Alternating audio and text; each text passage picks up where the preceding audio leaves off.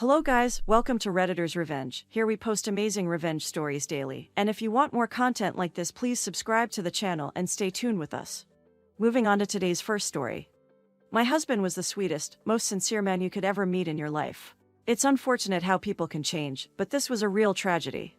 I met my husband right after high school 10 years ago, and we got married quickly. We were both small-town people, so we were used to the intimacy and speed at which marriages happen. I was blown away by how different he was. He was a big nerd who could recite every word of Star Wars, but also Shakespeare. He was a reader, and his mind made up for his lack of physical stature. He was always a short, skinny guy with bad eyesight. When we first met, he would always tell me about his struggles at school. You see, he went to the one school in his small town, so there wasn't much of an option. He used to tell me stories about how he got bullied constantly in middle and high school, and how bad it got in high school. I always felt like his childhood affected him and gave him this complex, where he felt like he was never enough. He was always trying so hard to accomplish anything and prove himself, and even though I used to always ask him about the details of the difficulties he faced at school, he never really got into detail. He only told me that he was bullied and that it took quite a while for him to recover from the trauma he felt in high school.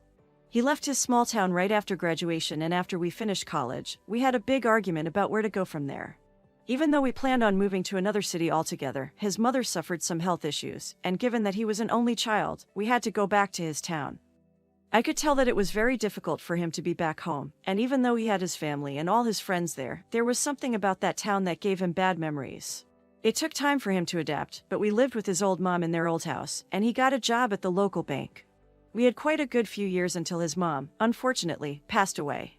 After her passing, we thought about what we would do, but we decided to stay. He had already gotten used to the town and seemed to have let go of his demons. Still, anytime I mentioned high school or his childhood, he seemed to shift, so I just let it go. After 10 years together, we still never had kids, but we both didn't mind. Everything was going perfectly until we had one visitor one day. That changed things forever. This was about 5 months ago. It was before my husband had come home from work and I was at home. Someone knocked on the door, and when I opened it, he said that he was a friend of my husband's from a long time ago.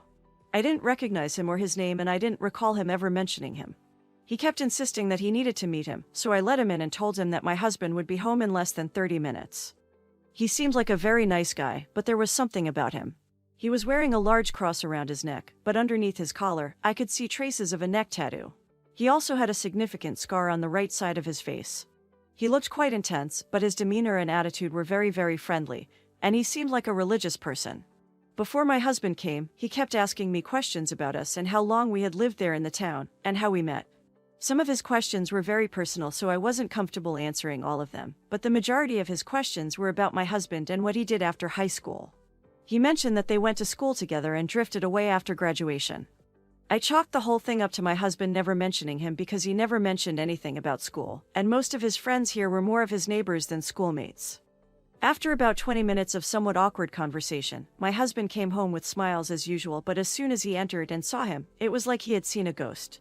He immediately froze in place, dropped his briefcase from his hand, and just stood there staring at him. I asked him what was wrong, and he suddenly told me to get away from the man immediately. I laughed and was confused, but he seemed very serious. The man got up slowly, put his hands up, and said hi to my husband. My husband remained very defensive and kept eyeing the man up and down. Just as the man was about to speak, my husband violently asked him what he wanted and why he was there. I kept telling my husband that this was rude, but he kept silencing me. The man just told him that he came over to make amends and to apologize, but my husband suddenly started shouting, telling him to get out and never come back. I was so shocked and kept trying to calm him down, and the man wasn't moving, when suddenly my husband rushed over to him, grabbed him by the collar and told him to leave. I screamed, and one of the neighbors ran over to our house and saw my husband like this and immediately went in to break up the fight. The other man was entirely calm and didn't even raise his voice or move a muscle. When our neighbor broke up the fight, he just kept telling my husband to calm down and that he just wanted to talk, but my husband wasn't having it. Eventually, the man told my husband that he would leave but said that they needed to meet and talk. I interfered and told my husband that he was being crazy and that this man was a guest, and kept asking him what the hell was wrong with him. The man and our neighbor slowly left, and it was just me and my husband. I blew up screaming, asking him what the hell was that, and he told me that this man was dangerous, and if he ever came again I should call the police. I was so confused and told him that he was being ridiculous, and that if he didn't tell me who that was or what happened, I would leave too, so he began telling me the whole story. He told me that this man was Johnny Gaynor. He was his high school bully who not only bullied him, but traumatized him for 3 whole years. He told me that Johnny wasn't just a bully, he was insane. He would violently beat my husband up, embarrass him, and lock him up at school to the point where he once had to pee himself because he locked him up in the janitor's room, and he needed to go to the bathroom, but that was only the beginning. He told me that each year, Johnny got more and more insane and intense and started genuinely threatening my husband's life. He told me that during a school trip, he set my husband's shoes on fire and the flames went all the way to his back, and he suffered third-degree burns, but everyone thought that the fire was just an accident. He told me that Johnny once hid drugs in my husband's bag and that he owed money to the dealers, and the dealers found my husband and beat him up to an inch of his life, and they were arrested, but Johnny wasn't accused of anything. Perhaps the most disturbing one of all, though, was in senior year when my husband told me that Johnny got high during one of the town's fairs, took his father's gun, and played around with it. The gun went off and hit my husband's cousin, who was also one of his best friends. Johnny was arrested and went to juvie where he spent years. My husband is still convinced that it wasn't an accident and that Johnny intentionally murdered him. Hearing all of this made me understand why my husband snapped when he saw him again in our house, and I didn't even understand. He told me that Johnny spent a few years in juvie and was released and left town, and nobody heard anything about him ever again. We were both very confused about why he would be back in town or visiting my husband for the matter, let alone doing it so peacefully and calmly. I tried to convince my husband to meet with him to see what he wanted, but he strongly refused. My husband became obsessive about locking doors and setting up security. He wanted to call the cops, but I told him that he was being ridiculous and that if Johnny had gotten out of jail, then there is nothing on him to send him back. I kept trying to convince him to just give him a chance, but I had never seen him like this before. A couple of days later, I saw that he had bought a gun and put it in the drawer. I was beginning to get scared, as the stress was really getting to him and it was even affecting his work. He became neurotic and spent so much of his time planning and plotting how to protect us from Johnny. I was beginning to get concerned, so I sought out Johnny myself and asked him to sit down somewhere to talk. We met in the morning while my husband was at work at a nearby cafe to talk. He told me everything that my husband told me about him and didn't deny anything. He told me that he did bully my husband and accidentally shoot his cousin, but he told me that all of this was behind him. He spent years in juvie trying to rediscover himself, and inside, he became quite religious and became a devoted Catholic. When he got out, he began a religious journey and spent a long time at church trying to atone for what he had done. He told me about how he also sought out psychiatric help and fixed many of the mental issues that he suffered from in high school. Eventually, he told me that he was in town because as part of his spiritual and psychiatric journey, he needed to make things right with those he had harmed, and one of them was my husband. He begged me to help him get through to him, and I decided to help. We agreed that I'd drag my husband to the town fair the following night where they would meet. The next day, I convinced my husband that we go to the town fair, and he insisted on bringing his gun with him just in case, even after I told him that it was unnecessary. I was scared, but I was hopeful. We went to the fair and he was constantly looking over his shoulder trying to find Johnny. Eventually, we went to an empty spot behind one of the stores and Johnny came out to greet him. He was again being very peaceful, but my husband suddenly got so hostile and pulled the gun out on him. I begged him to put it down, but I didn't want to scream. Johnny kept trying to calm him down, but my husband quickly went nuts and hit him across the face with the handle. They got into a fight where my husband was literally just beating him up and Johnny was just being defensive. Their voices got louder and louder and people gathered to pull my husband, who was about to kill him. In the middle of the fight, the gun dropped out of my husband's hand and went off, hitting Johnny in the arm. People took him to the hospital and my husband got arrested and spent the night in jail. The next day, I bailed him out after Johnny refused to press charges. When he came home, I snapped at him telling him that he was being crazy and that I couldn't even recognize him. He was still so stubborn though, and was convinced that Johnny was planning this and that he had some sort of ill intentions. No matter what I did, he still had this viewpoint. I told him that Johnny should leave town and that he should leave him alone.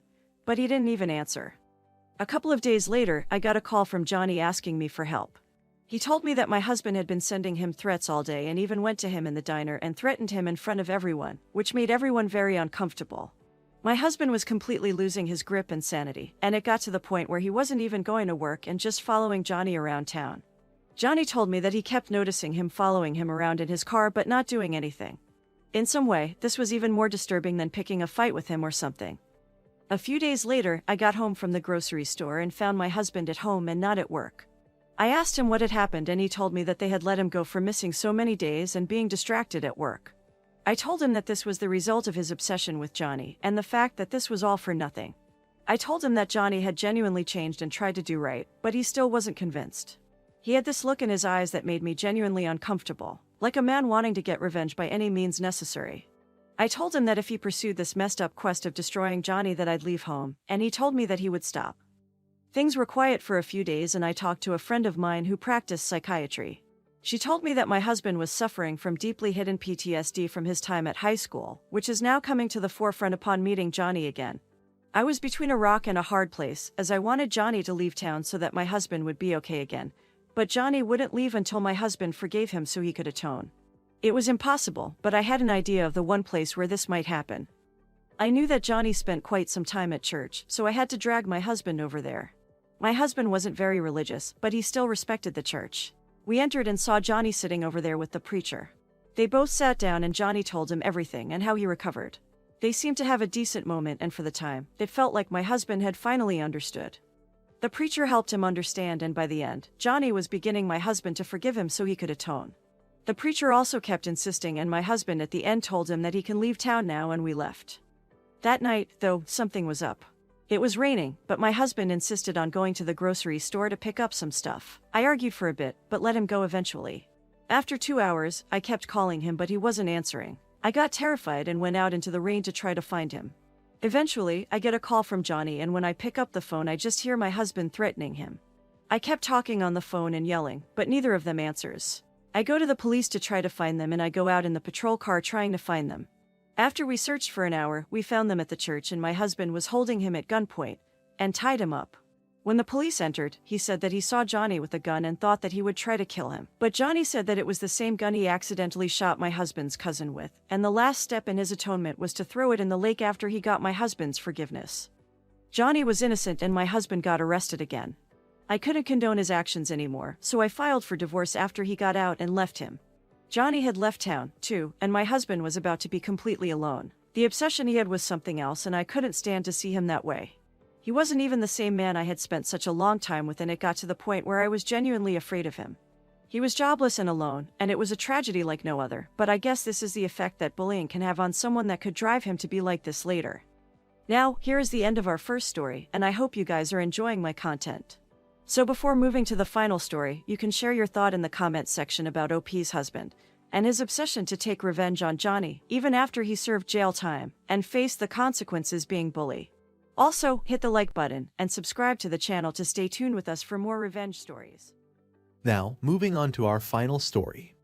Back when I was in my early 20s, I was rooming with my friend whose uncle was allowing us to live in the vacation home that he rarely used anymore. I didn't have to pay rent but had to buy things like toilet paper and paper towels and the like, which was nice.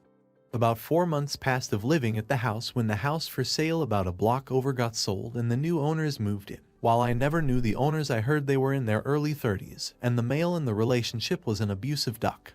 He regularly drove a giant Chevy truck with some of the biggest tires I've seen. I don't know the exact price, but they seemed like they were about a few hundred a piece, maybe $250 per. Now I can't remember what exactly happened, but I know about a week after those people moved in, my friend, who we'll call MF, complained to the new neighbor, who we'll call Eddie, about something rather small. This enraged Eddie and he started yelling at MF, and things soon got pretty heated and they left things off saying duck to each other. A few days after this, one morning while retrieving the empty garbage bins, I noticed 2 rather large ruts in our front yard. I thought nothing of it other than some drunken idiot went off the road, probably taking the turn too early. After all, we were on the corner of the street. I told MF and we got some shovels, patted down the soil flat and put some grass seed over it. We thought that was that, but wouldn't you know it, it happened again about a week later. This time MF thought it wasn't an accident and thought Eddie was doing it to be a duck.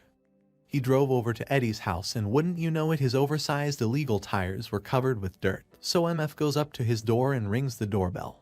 Eddie answered, and MF politely say something along the lines of, "Listen, I think we got off on the wrong foot. I'm sorry, but can you please not rut my yard anymore?" To which Eddie says, "Yeah, whatever, man," and slams the door in his face. Not knowing what else he could do, he just told me if he does it again we'll call the cops. And as you can probably guess, Eddie does it again. We call the cops but they say they can't prove it was him. Suggested we get some cameras so if it happens again we can have proof, and left. So we go to the nearest hardware store and pick up some cameras. Now being rather poor at the time, we couldn't get high-end quality cameras, but they were cameras nonetheless. There were 8 of them, and in half a day we got them installed and set up, all of them watching the street. About 2 or 3 days later, 2 ruts appear. We check the cameras and sure enough, it was Eddie's truck. We call the cops and they take a look at the feed. But apparently, the quality of the footage was too low, and we didn't see the driver or the plates, when in reality I'm pretty sure the cops were just lazy and didn't want to deal with the paperwork. Fed up and rather pissed off but not discouraged, MF wanted revenge, and since he couldn't do it legally, he had to take action himself. Originally, he thought about putting those spikes things cops used to stop car chases in our yard, but he was scared that was illegal, which I'm pretty sure it is. Instead, he didn't cut the grass for weeks, letting it get super long. It was rutted a few times in this period, but now he was ready to take action. Him being a fairly crafty person, put together some homemade sprinklers. He made it so that when the top portion that dispensed the water had pressure put on it, it would give, revealing a sharp metal spike. But until then wouldn't have any sharp parts exposed to avoid any possible legal repercussions. They looked like crap and were a couple of pieces of metal spot welded together. Hidden by the grass, he put them out and the trap was set. He missed them the first time, but the second time he hit them, flattening 2 of his tires. Finally, after having our yard rutted probably 10 times, we finally got our revenge. He came to our door pissed and probably ready to knock out MF. He was demanding we pay for his tires. We called the cops and they show up and were practically laughing in his face that he wanted us to pay. Instead, he got slapped with a fine for the destruction of private property, and on top of that they charged him another fine. Because his tires were offset too far and the mudflats were covering them enough or something like that. It didn't stop him from being a duck, but at least our yard was never rutted after that. Now, here is the end of our today's video, and I hope you enjoyed this petty revenge OP's friend took on this crazy a hole. Guys, I want to hear your thought about this story in the comments section, and if you had similar stories, please share it. I would love to read them. And before you leave, please hit the like button and subscribe to the channel to remain updated on more fantastic stories.